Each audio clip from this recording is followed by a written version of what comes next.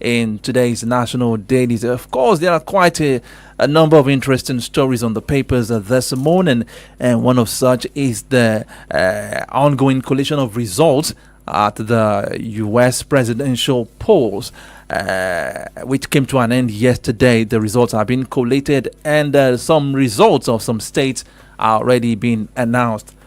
My name is Adedamola Lafenwa, and I have Comrade Ayodeji Ajishokwe also with me this morning. Yes, a beautiful morning to you, Comrade Ayodeji. Good morning to you, my dear Comrade brother, and of course our esteemed listeners and viewers wherever you may be located. Okay, we having a breaking news now. I mean, talking about the immediate past Chief of Army Staff of the Armed Forces, talking about Lieutenant General Tarid Lagbaja. He's been in this post for some weeks now, and there have been speculations about his health. But there is a breaking news now. Lieutenant General Lagbaja has passed away. The news is just breaking now, and we'll get to hear more about it in our subsequent bulletins on in the course of the day. Comrade, let's talk about who the man Tarid Lagbaja was. Well, Tarid Lagbaja, of course, he came into public limelight when he was made the Army Chief of Staff. Incidentally, I happen to know his elder brother in Oshogbo, and I recall coming across him a couple of times. Gentleman. But you see, the moment the President Commander-in-Chief appointed an acting unprecedented in the history of the Nigerian military establishment. And not forgetting that yesterday he was promoted. Yeah, I was from promoted. the rank of Major General to Lieutenant General. Yeah, I mean, that was some tactical maneuvering he has done his bit, and he has done it creditably well. He served his fatherland. If you serve in the military, believe you me, except for service to God, there can be no higher calling than serving in the military. Yes, serving in the political space is serving the nation too, but there can't be any higher calling than serving in the military. Okay. Yes. May God repose his soul, and may God console the family he left behind. Yeah. All right. With that, let's go straight to the papers this morning. On the Punch newspaper, nationwide blackout as grid suffers 10th collapse in 2024. And another one says over 300 billion naira lost in protest. Shetima tells released hungry miners. Lagos driver flees after setting LASTMA officer on fire. Stakeholders hailed reversal of 18 years policy for varsity admissions. And still looking at the front page of the Punch newspaper, eyes on swing states as Harris, Trump battle for U.S. presidency. And the last one, deregulation not licensed to blend low quality products, Dangote.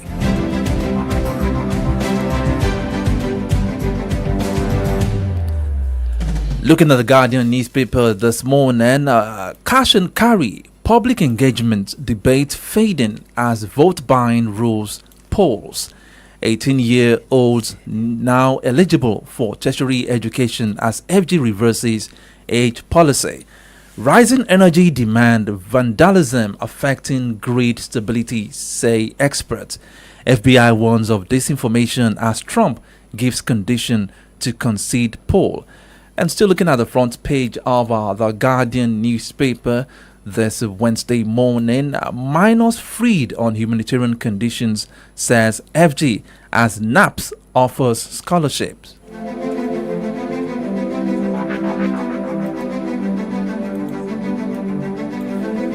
Looking at the Vanguard newspaper, end bad governance, why we released minors, FG. Protesters storm National Assembly over hardship. That story is found on page 6 of the Vanguard newspaper. Why telecoms infrastructure must be protected. NCC. That story is found on page 8 of the Vanguard newspaper. FG reverses 18-year admission benchmark in tertiary institutions. Tinubu decorates acting COS, that's the Chief of Army Staff, Oluyede, with new rank.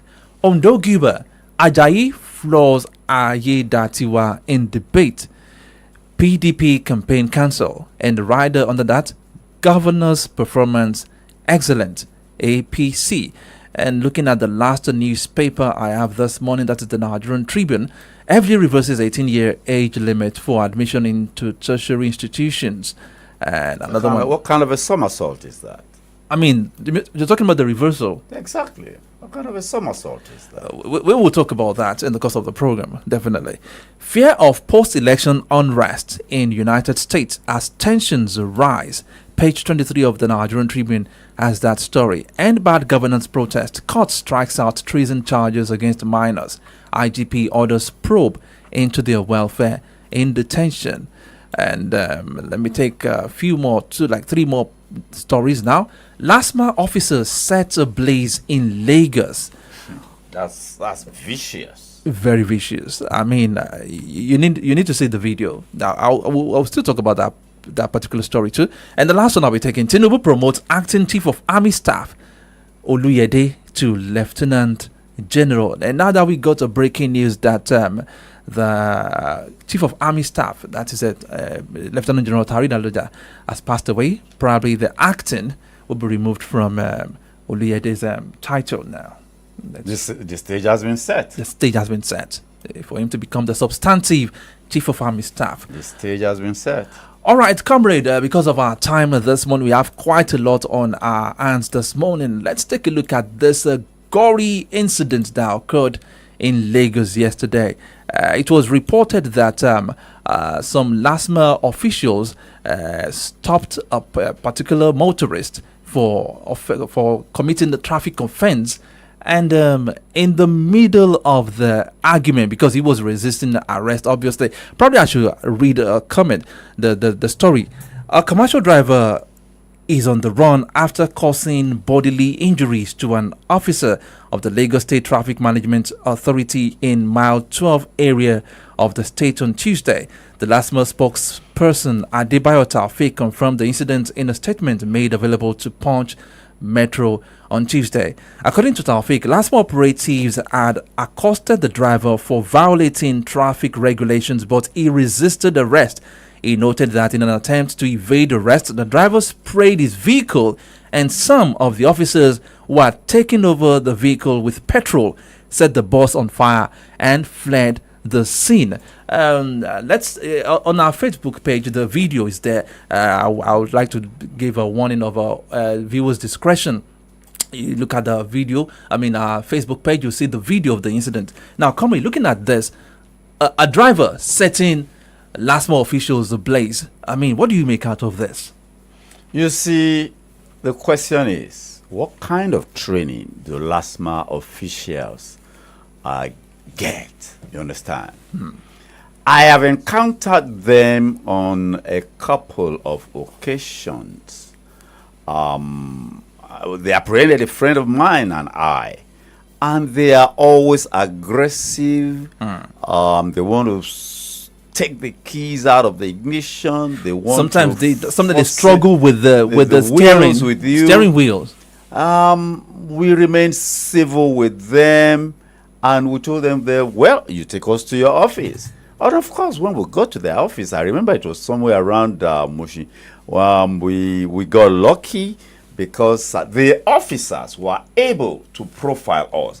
I don't think, you see, when you recall that most of the guys that are LASMA, foot soldiers, I don't want to call them officers now, LASMA foot soldiers, it is apparent that they are boys that were taken off the street. You understand? Street boys. The street urchins. The street urchins. Thugs. So, because if you are going to enforce, if you are going to get traffic in order in Lagos with all these downfalls and everybody, the madness inherent in the Lagos traffic, you might need them too with their strong arm tactics. But they came across a desperado, a man who, a man that is down needs no fearing falling. So the man just was down, and then what else?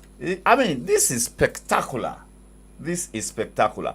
I think and I believe that some blessings must have been learned. But we should state the fact that that is not kind of encouraging motorists to be, despite how unruly the last mile officials might be. No, it cannot be. But it also speaks to the way we operate. Now, you're not going to see, look at the number of last mile officials in that.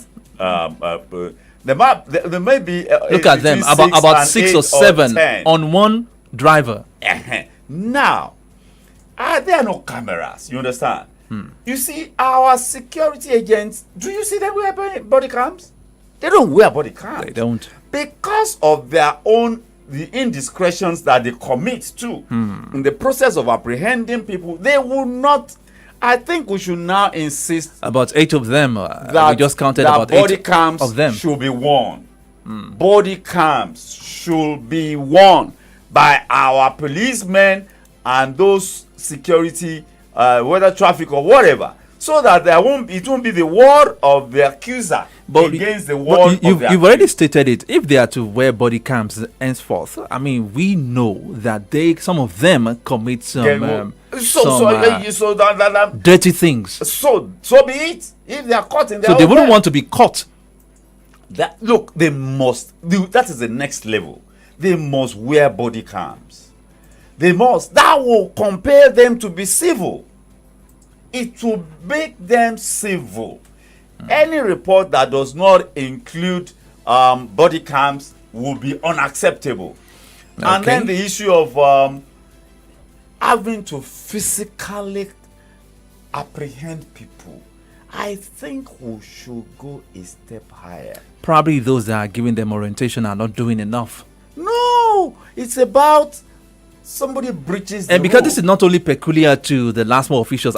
We've seen viral videos of even police officers, even police officers, everybody jumping. I mean, some of them will just stop you, and the next minute they are jumping into your car and struggling with the door, and they just will take coming the car from you and all that. Even while driving, we've seen videos that some of these officials will be dragging, not minding the safety of other road users. Yeah. Look at that one. He almost ran into the passing truck. Yeah.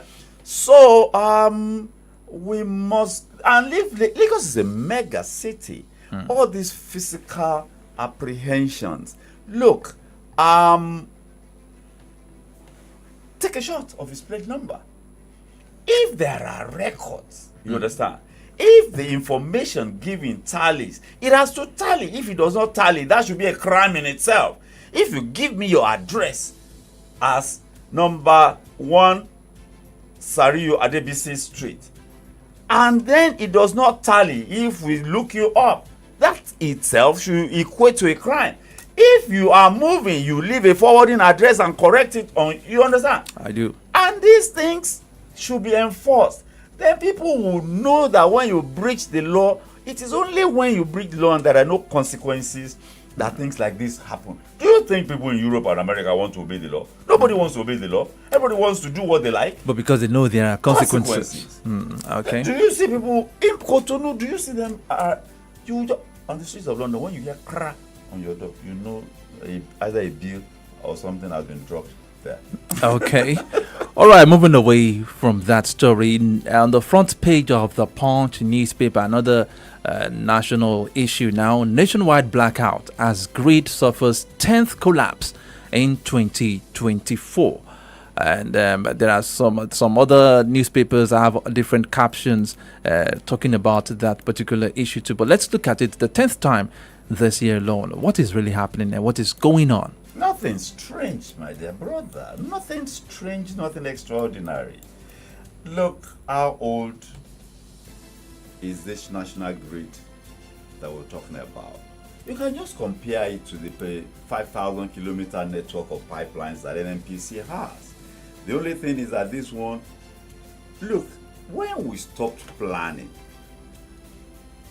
and I mean long-term planning, when a national grid was developed, 1 million square kilometers of Nigeria's land space, how many backups do we have?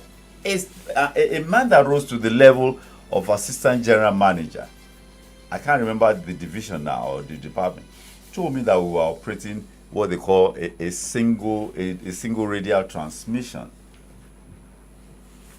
Since 2003, Buhari gave us a legacy act, the Electricity Act of 2023. Are we moving in that direction?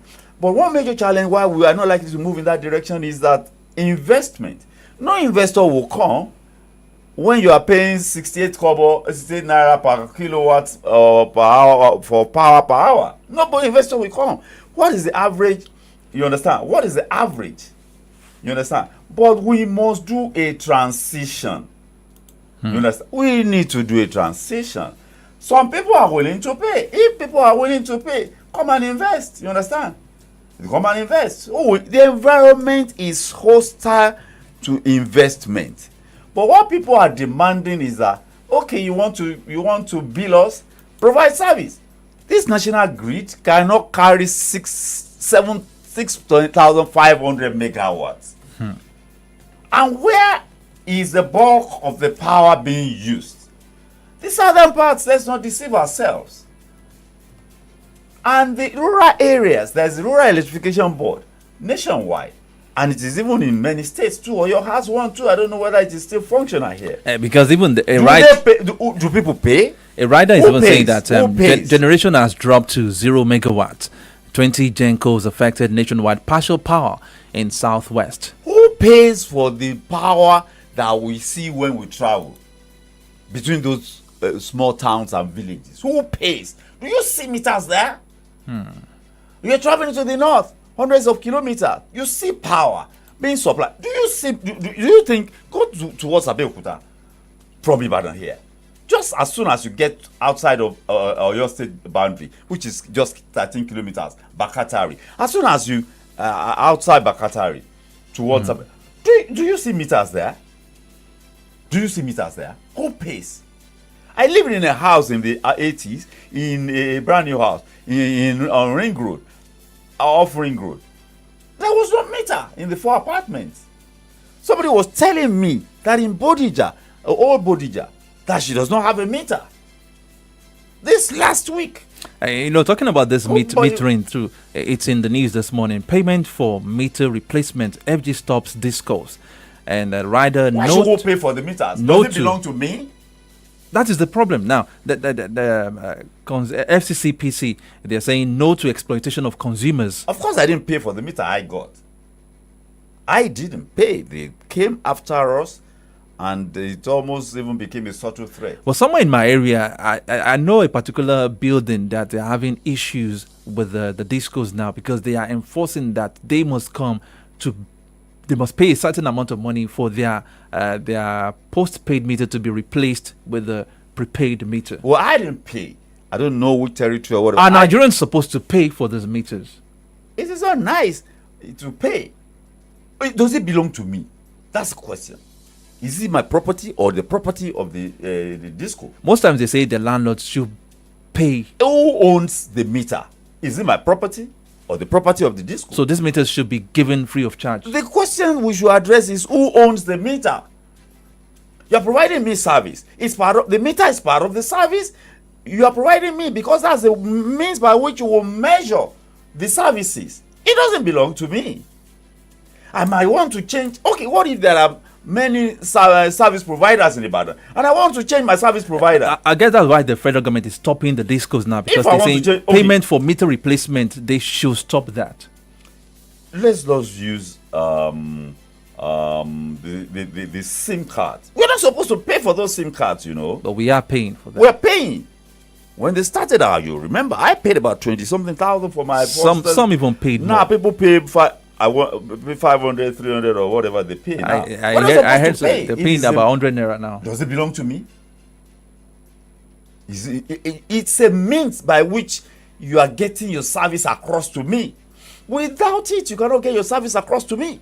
So it's a part of your service. It doesn't belong to me. Why should I pay? Why should I pay for meter? It is to measure your service that you're delivering to me. So why should I pay for that? It doesn't belong to me. What if there are service providers, power service providers, 5, 6 in the bar, and I want to change to another service provider? Will you not come and remove your meter? Will you leave your meter there? So people were being oppressed and shortchanged and robbed, and I don't want to use. So Nigerians are being exploited over the years by being enforced to pay for the replacement. Because we never ask questions. Because we always throw our hands up in surrender or frustration.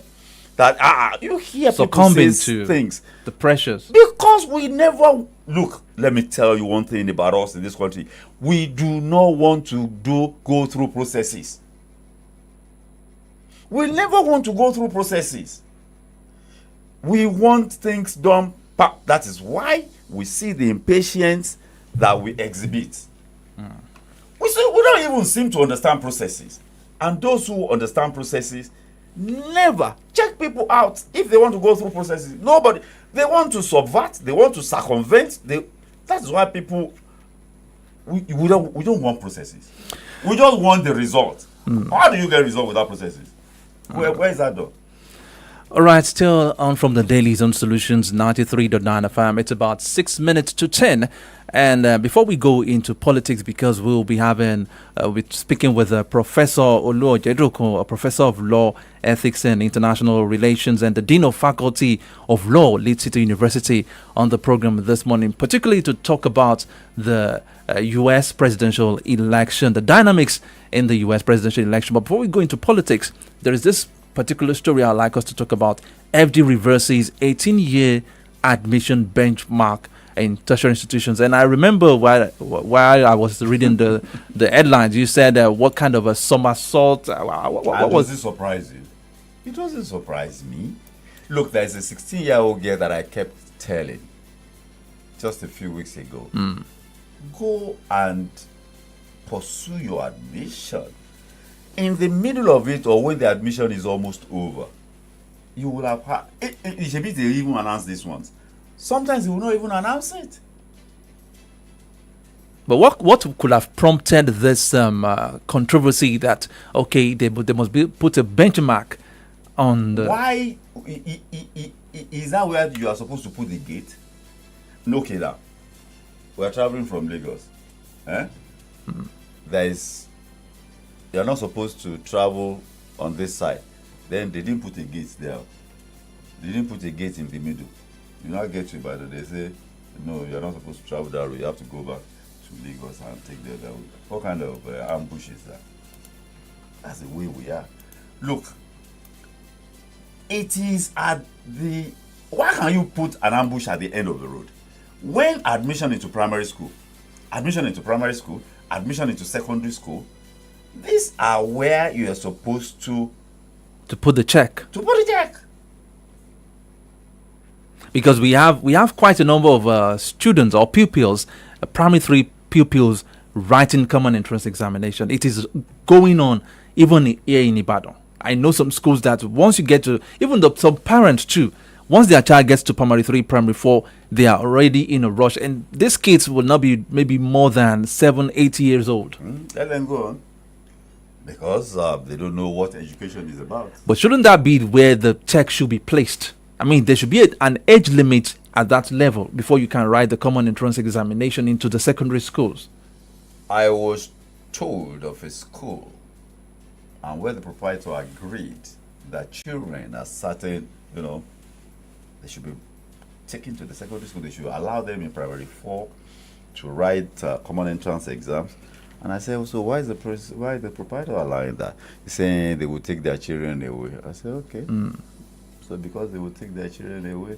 And you see, I said, anywhere there are no standards, anything will go. Anything will go when there is no standard. When people know you for your position, they will either not bring it to you, and it will give you a brand. You understand? You will carve a niche for yourself. and you will become a brand. I say if you want thorough, it will not pay you in the beginning. You understand? But life, if it is, that is what you want to do as a calling, as a passion, as a profession, it's a long distance race. It's not 100 meters dash. The brands that we talk about today, did they jump? Do you think they just landed at that location by sudden flight? The global brands, even the national brands that we have, it didn't happen suddenly. They built it from scratch, from nowhere. Over the years, and sustained it. They built, they nurtured, and sustained. The standard. It is not compromising the standard. There are no two ways, my dear brother. My father would say life is a long distance race. Well, you know, some of these proprietors, they'll be like, okay, there are too many schools and they don't want to lose customers, in quotes. So if you think it is about customers, then you are not an educator. It's not your calling.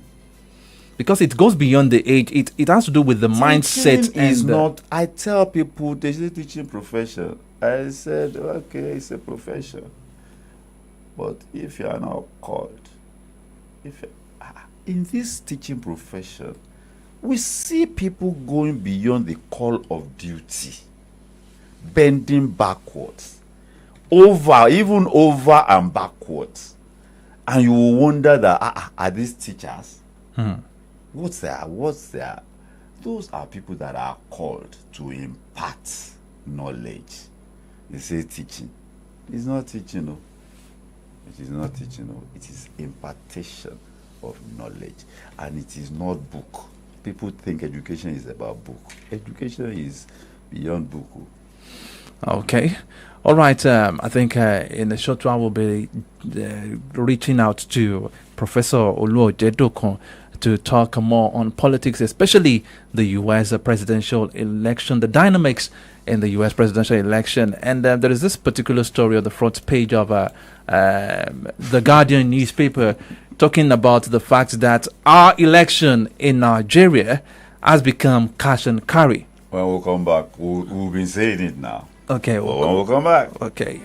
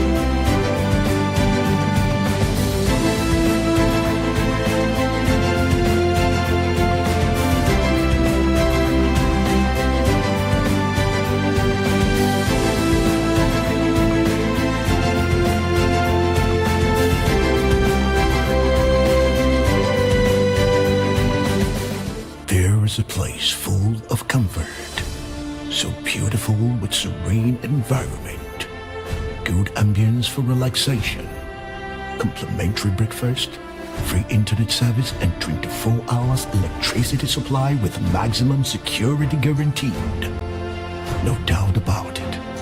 This is heaven on earth. This is Channel 8. Visit us at number 9 Babijo Street off Ladoke Akintola Street, Ikolaba, Bodija, Ibadan, Oyo State. Telephone 0909-5180-592 or 0802-3099-414. Email info@channel8.com.ng. Website www.channel8.com.ng. Channel 8 Premium Hotel. Hospitality redefined.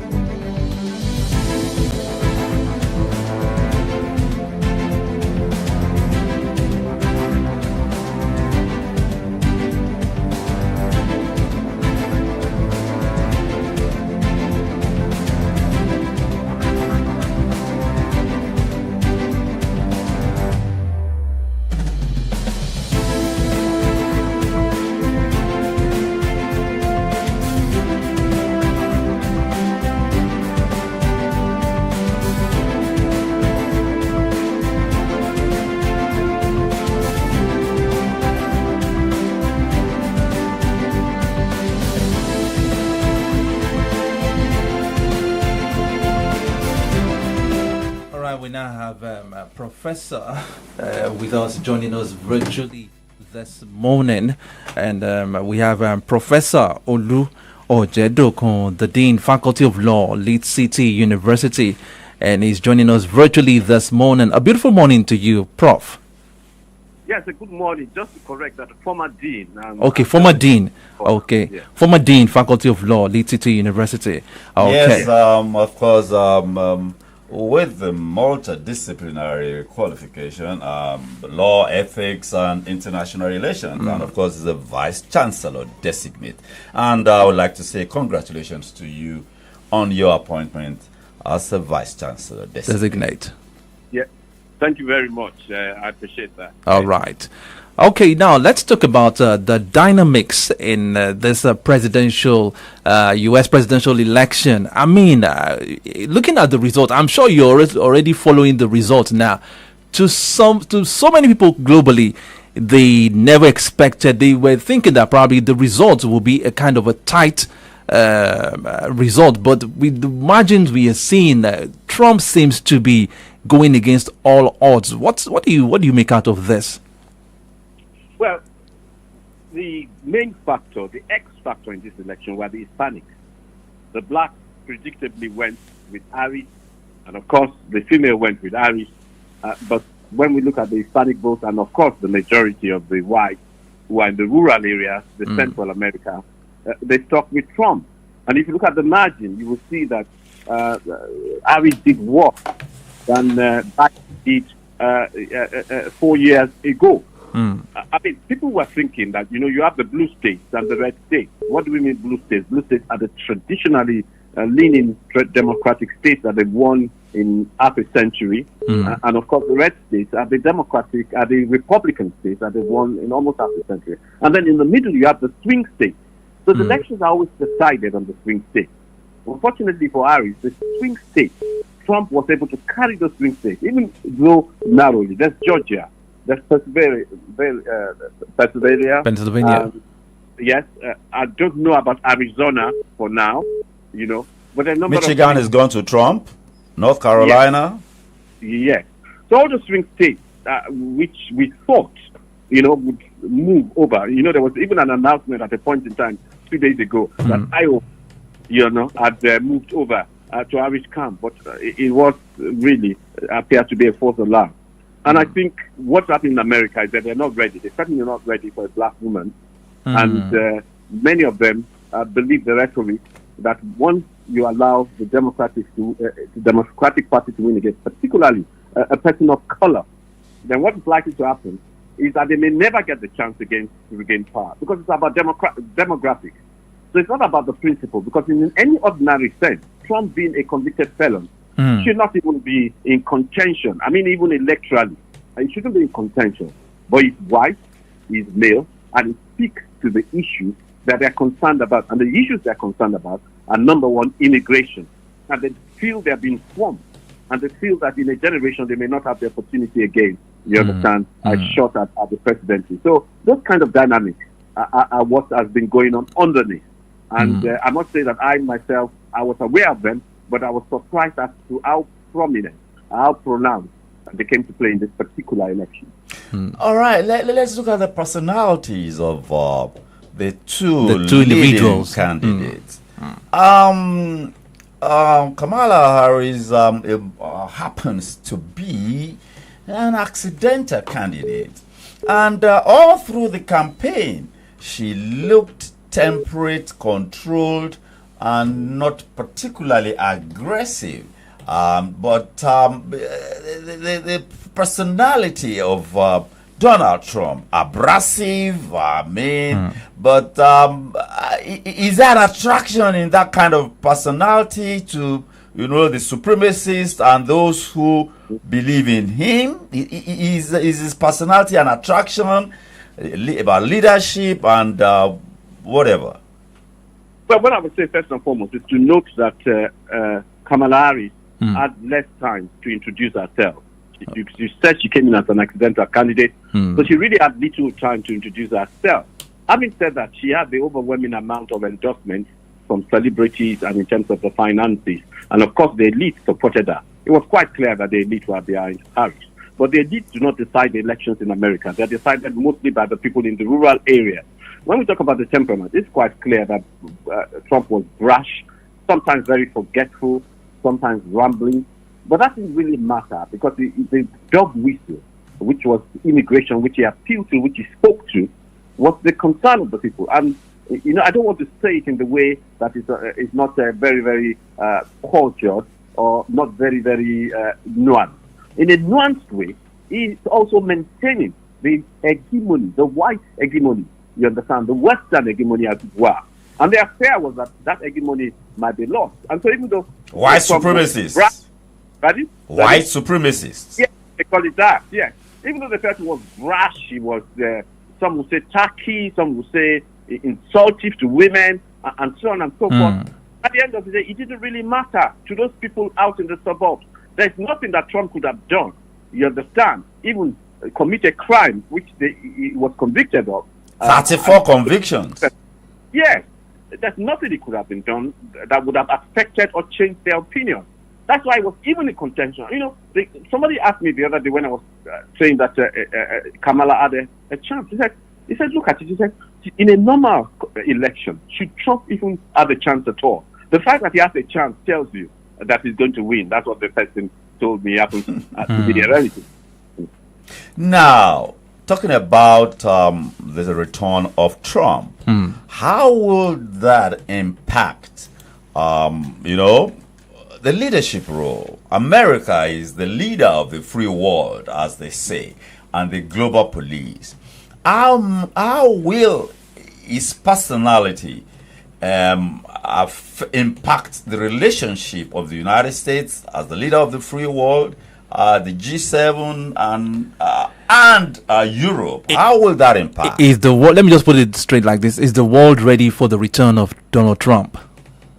The Western world wasn't ready because what's going to happen basically is NATO is under threat because Trump has already made some noises. The alliances between Russia and China to a great extent will be realigned. Ukraine will possibly be the worst of Ukraine, and to a lesser extent Taiwan, because he's very aligned with Putin. He doesn't see anything wrong in what Putin is doing. And then tariffs. He said he will raise tariffs. And tariffs, of course, is going to bring about a trade war. Is that going to look like isolationism? Yes, it is, to many respects, because one of the vaunted policies of Trump is that he created no wars, he started no wars. And when he comes back, there will be no sustenance of any wars at all. And America will just keep to themselves, try to develop themselves, and try to build up a prosperous America. So, of course, we are looking at isolation in this thing. And when we get isolation, what do we get? We get the world in economic turmoil, we get recession, we get all sorts of things going on. So if he does what he says he will do, then we are in for a roller coaster. And then for those of us who want to japa, you understand, go to the United States for a better life. I'm sure we're going to find it more difficult, more difficult than ever before. Is Trump equivalent to the GOP now? No, well, he is to a certain extent. The elite of the GOP didn't support him, but the vast majority of the members of the GOP support him.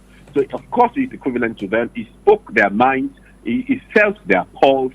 And the nuances that came out from him and the innuendos were certainly that of the majority of the people in the great old party. How will this reshape the future of that party? As far as Trump is there is not going to be any realignment or reformation of the Trump party of the GOP.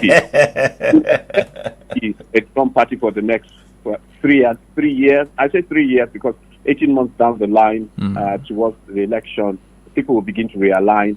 And another election. Will another Trump is succeeding? Will Vance be in a position to succeed in, J.D. Vance, or will it be someone from the mainstream of the political spectrum? I mean, those are questions. It will depend on how well Trump performs. Or probably we'll see Kamala returning again into the race. It is possible. Okay. It's unlikely, but it's possible, because the question we must ask is America ready for, number one, a female as president, number two, a black female as president. Non-Caucasian.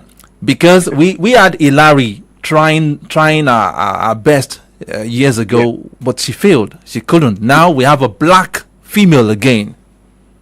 And she failed. And she is apparent. You know, so it tells me that America is not ready. And maybe in the next election things will realign themselves. So what are the lessons that can be learned from this dynamics of U.S. presidential election as regards the type of election we run here in Nigeria? I mean, on the part of the people, what we look out for in the candidates. No, I think it's just the fact that the transparency, really. We have transparency in the U.S. election. You can predict who is going to win, not going to win within a short period of time. What are we now? We're 10 o'clock, past 10, and we already know the winner. If we were Nigeria, 4 or 5 days, we wouldn't know the winner. There'd be all sorts of controversy. And I'll bet you that there's not going to be any challenge, from, what's her name, Kamala Harris. She probably has already telephoned Trump to concede. I mean, so that's the difference. And I think with all the technology we use in Nigeria, with the billions that we waste, we still haven't got an election which is acceptable to the vast majority of the people of the country. Maybe acceptable to the winner, but certainly not to the loser.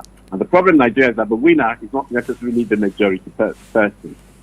Okay, now that brings us to, let me take you to this particular report on the front page of the Guardian newspaper this morning. It talks about our election being an affair of cash and carry. And as been put by the Guardian newspaper this morning, it says cash and carry, public engagement, debate fading as vote buying rules polls. What do you make out of that report? What's your thought? Well, no, I don't think it's not vote. Well, if there was any vote buying, then people would say that it came from Elon Musk. No, we are not talking about American election now. We are talking about our own election here. I mean, juxtaposing. Just putting no public engagements, no public engagement, no debates. We had series of debates between Kamala and Trump over the months.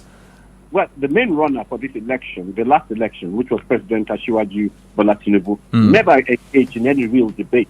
And of course, the main reason why he ran was because it was his turn. He said it in Yoruba, you understand. Yes. So there wasn't anything profound. And again, a lot of Yoruba people, I didn't say all Yoruba people, but a lot of Yoruba people, actually supported Tinubu on that basis that it was our turn. So if you look at the manifestos of the party, not real manifestos, of course, vote buying continues to be prevalent. And of course, people don't even trust, many people, not all people, some people trust it, but people don't even trust INEC. They don't even trust the process because at the end of the day, their own argument is that in many instances the card reader may not work, the BVAS, and yet the results are accepted. And that in many instances, elections in Nigeria are not decided by the people, they are decided by the court. That's another dimension. Well, yes, it is an dimension indeed. And that is where we have to move away from. Maybe legislation is going to change it because the real problem we have is that INEC has discretion. And even when they exercise the discretion, the courts have ruled that once the discretion is not law, then they are not bound to enforce it. Okay. Well. Thank you so much, Prof, for your incisive and illuminating interventions. We have been in conversation with Professor Oluo Jedokun, former Dean of Law, Leeds City University, and of course, Professor of Law, Ethics and International Relations, and a Vice Chancellor designate. Thank you very much for your contributions to the program this morning. Do have a most splendid day. It's a pleasure. Thank you very much. God bless you. Bye for now.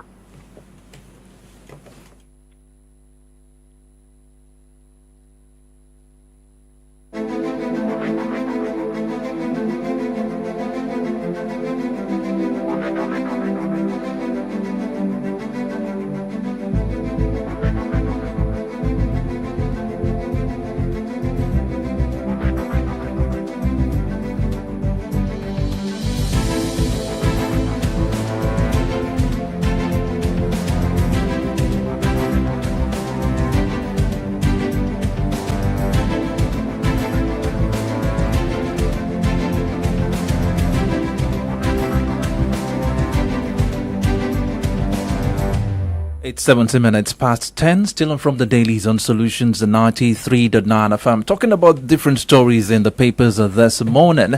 And another story in the papers this morning is about Dangote. There have been this cat and dog kind of issue between the Dangote refinery, and it was before it was between Dangote refinery and the NNPCL. Now we're having this cat and mouth affair between Dangote refinery and the marketers.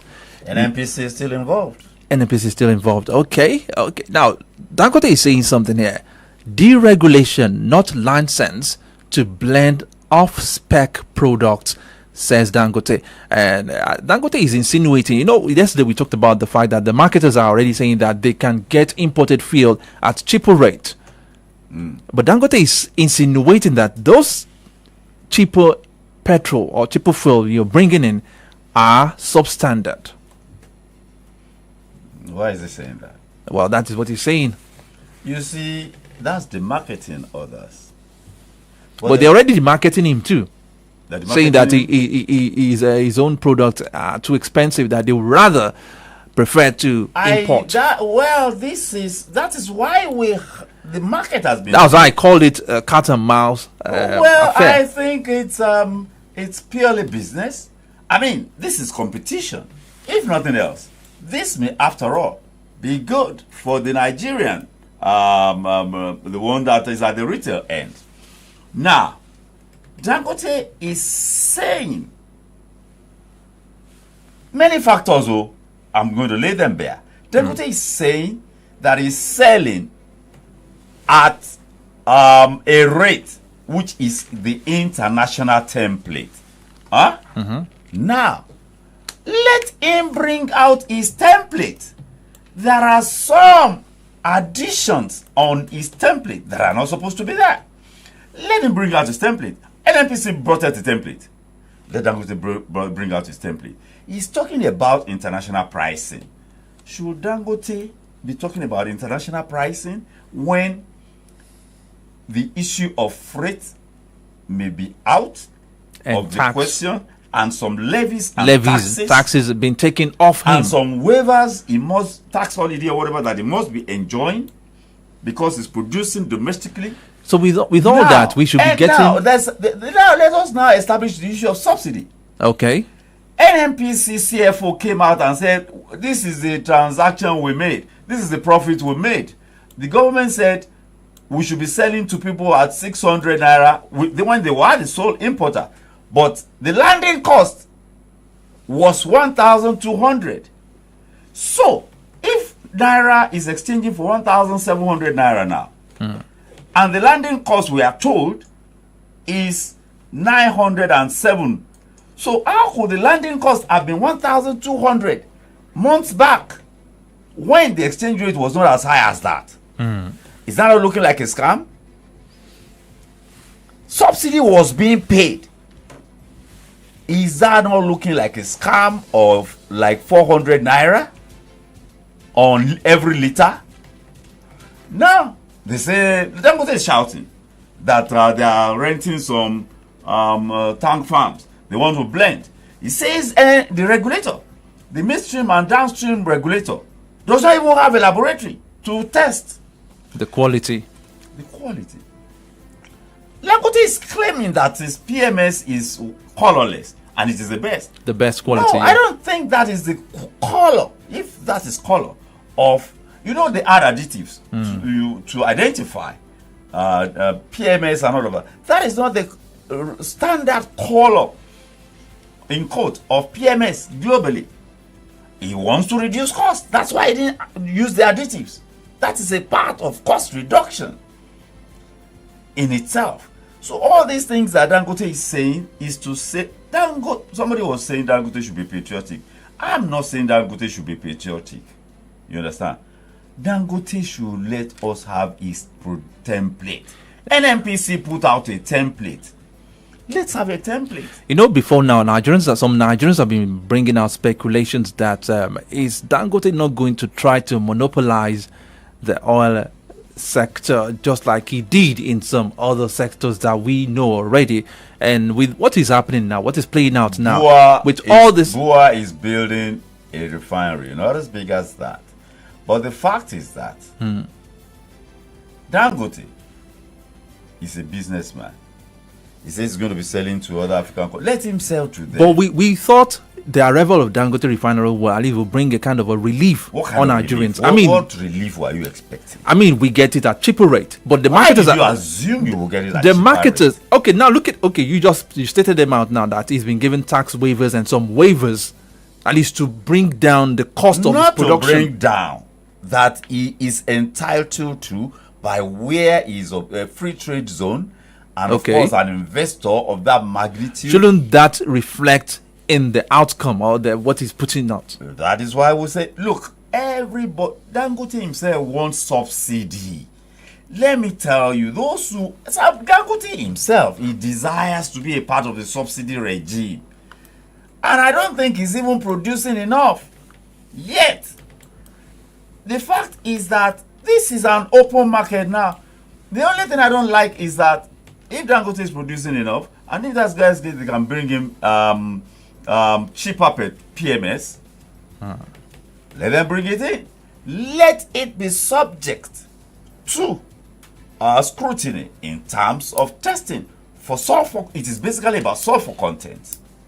Let it be subject. Let there be transparency. This is what I talk about, and Professor Jedewu talked about it too. What is our problem? Transparency. If there is no dubious transaction, why won't you be transparent? This thing they call the downstream and midstream regulator now, they used to be DPR. They will go and supervise production, and they will be taken out there by choppers belonging to those who are prospecting. How can I be regulator and how can I be umpire, and the teams that I'm going to be an umpire, they're the ones that will pay for my hotel bills, they're the ones that they will give me extra code, and then they're the ones that will house me? What kind of umpire am I going to be? You can't be. So you'll have to be biased, kind of. And we even saw at the time that NNPCL itself started talking as if it was the regulator. And then the regulator, the head of the regulatory agency, will now speak after Dangote Limited, what do they call it? NNPC Limited, Kiari has spoken. And I'm wondering that, what is happening here? What are the regulators appendages of NNPCL? I have said it repeatedly. Put NNPCL. We had, the Guardian, a reputable outfit since 1983. They have been doing consistent with reports now. They did a report. They said NNPCL, 21 subsidiaries, only 7 are viable. And when they say they are viable, does not mean they are making profit, that they are looking viable. That they could be viable and make profit if they are properly run. I keep referring to PPMC and the depots. So, what are the depots doing? When NNPC Limited itself is renting tank farms and paying $2.5 per metric, is it per barrel or per metric ton? Paying that much, that huge amount. And NNPC has Atlas Cove and 5,000 kilometers network of pipelines. Mosimi is there, Ibadan is there, Ejigbo is there, Ilorin is there. And these pipelines are dry. They're supposed to be pumping. That all in itself adds to the cost. If I lift at Ibadan, and I'm selling at Ibadan, rather than go to Lagos, would I not reduce cost? It will. The whole thing is scandalous. I say put an NPC on the exchange. There seems to be so much at the disposal of NNPCL. That's why they throw in so much money. They want subsidy to continue. That is the only interest of NNPC. And those, what do they call them? The ones that are shouting. Petrol marketers. The marketers. Ipman, Petruan, and... they are in cahoots with NNPCL. Okay. All right. As we wrap up, in 2 minutes, protesters storm National Assembly over hardship. Do we say that it's a form of Nigerians organizing themselves, as you have already said? They didn't take it to the streets now. They went straight to the National Assembly to demonstrate. Who engage their representatives. Let people engage them. The representatives, some of them don't go home anymore. You know that. They can be found Where? wherever. They are not hiding under the ground.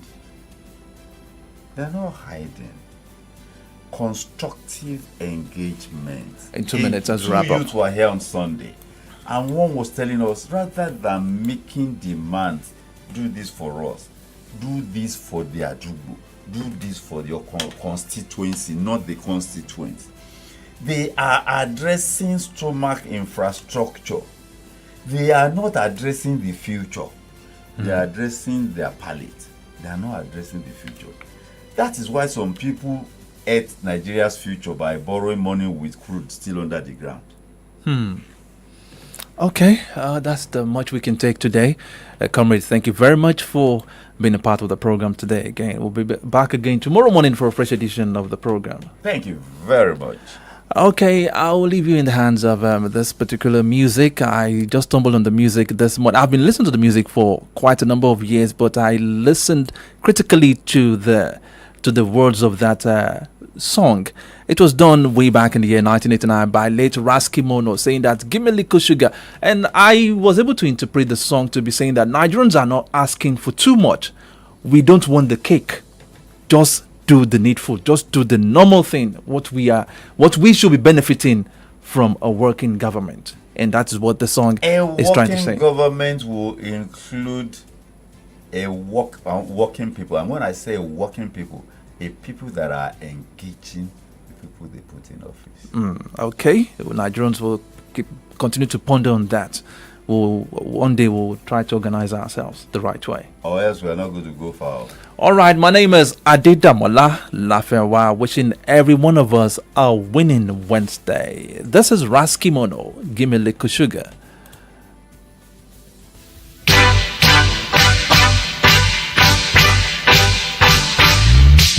Yes, ma.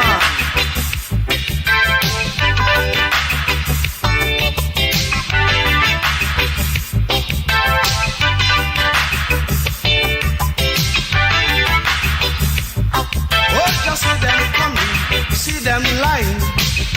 Political fusion, oh, just see them looking. Police are shooting innocent people. Oh, what a pity that we see. What a pity now we see. So, make the sugar for me tea. Me no want no cake away. Make the sugar for me tea. Me no want no cake away. Mass unemployment they everywhere. Unemployed graduates roaming the streets. This world is full of cheats.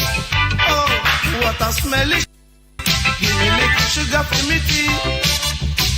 Me no want no take away. Give me little sugar for me tea. Me no want no take away. Empty promise for the masses. Legacy of colonial masters. You start working and paying taxes. The money disappear with no traces. Give me little sugar for me tea. Me no want no take away. Give me little sugar for me tea. Me no want no take away. See them flying from the sky, while I and I walk on the land. See them want I and I day, cause of I and I trade the head. Give me little sugar for me tea.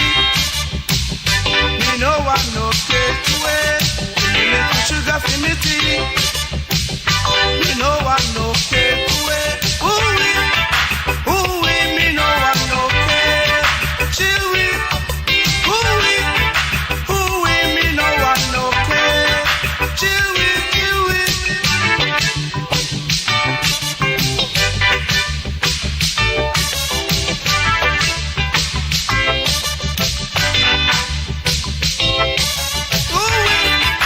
Ooh, me no want no cake. Ooh,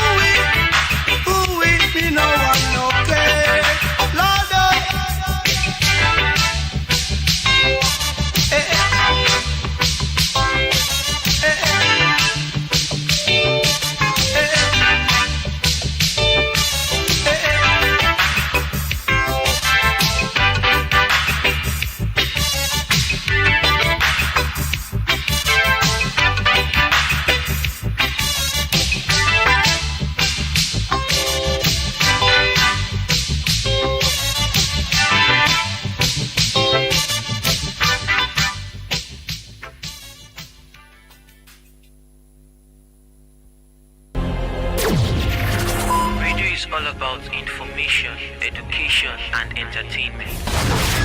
Maybe that's before now. Solutions 93.9 FM has raised the standard of radio broadcast to preferring solutions in all human angle. 939 FM, the remedy.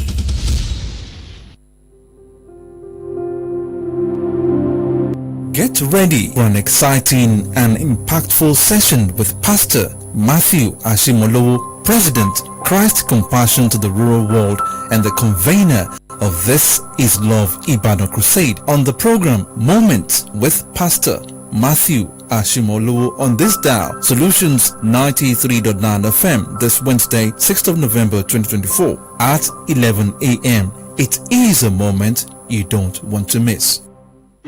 There is a place full of comfort, so beautiful with serene environment, good ambience for relaxation, complimentary breakfast, free internet service and 24 hours electricity supply with maximum security guaranteed.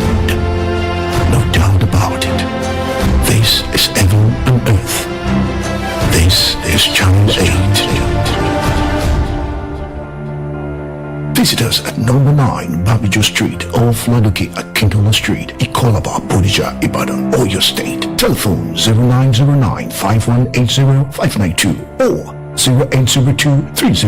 0802-3099-414. Email info@channel8.com.ng. Website www.channel8.com.ng. Channel 8 Premium Hotel. Hospitality redefined. We wish you a Merry Christmas. Ẹ̀yin èwe o, ó ti yọ. Bàbá Kérésì ìkànnì Solutions 93.9 FM ó balẹ̀ bàgẹ́ lọ́gbọ̀njú oṣù kọkànlá 30th November 2024. Gbogbo ọmọ tó bá wá ní ọgbẹ̀bùn jẹ̀bùn pẹ̀lú owó tẹ́sẹ̀rẹ́ ẹgbẹ̀rún mẹ́ta péré 3,000 naira. Ẹ̀bùn àkọ́kọ́ tí bàbá Kérésì ó fi mọ́ kí ọmọ yín káàbọ̀ sí ìkànnì Solutions 93.9 FM lọ́jọ́ àkọ́kọ́ tí sọgbọ̀njú oṣù kọkànlá 30th November 2024. Ọmọ mẹ́ta ni ó jẹ̀bùn lẹ̀. Jẹ́rí pọ̀pọ̀pọ̀. Báwọn ọmọ yín bá ti wá ń gbẹ̀bùn lọ́wọ́ bàbá Kérésì lélẹ́yìí tó kọ́ wá láti Róòmù. Bẹ́ẹ̀ nìkan ni ọ̀nà àbáyọ Solutions 939 FM ó tún mọ́ fáwọn ọmọ yín láwọn ẹ̀bùn rabandẹ̀ míì. Gbogbo òpin ọ̀sẹ̀ lọ́mọ méjì ọmọ filẹ̀ ṣèfàjẹ́. Bẹ́ẹ̀ ni o, kò sí rọ́ńbẹ́. Ètò ẹ̀kọ́ ọ̀fẹ́ ò ní gbẹ̀yìn fáwọn ọmọ mi. Fìríìjì, ayọ̀nù, fáànù, ibùsùn àti bẹ́ẹ̀ bẹ́ẹ̀ lọ. Àfàìdá tíkẹ́ẹ̀tì 3,000 naira àti bàbá Kérésì ìkànnì Solutions 93.9 FM ló ní gbẹ̀bùn. Bàbá Kérésì ìkànnì ọ̀nà àbáyọ Solutions 939 FM yóò balẹ̀ lọ́gbọ̀njọ́ oṣù kọkànlá ọdún yìí gangan. Ìyẹn ní 30th November 2024. Ẹgbẹ̀rún mẹ́ta péré. Lọ́gbà tí bàbá Kérésì ìkànnì Solutions 93.9 FM bá ti balẹ̀ lọ́gbọ̀njọ́ oṣù kọkànlá ọdún 2024 yìí. Ẹ lè máa kó ọmọ yín wá látago 9 àárọ̀ ojoojúmọ́ sí ìkànnì Solutions 93.9 FM lójúlé ọgọ́rùn ilé àwẹ̀ ní Òkè Àdó Ìbàdàn. Gbogbo ẹ̀yin ilé ẹ̀kọ́ o, ilé ìjọsìn gbogbo kò yọ ẹ̀yin náà sílẹ̀ mọ́ kán ọmọ yín bọ̀. Bàbá Kérésì tọdún eléyìí á yàtọ̀.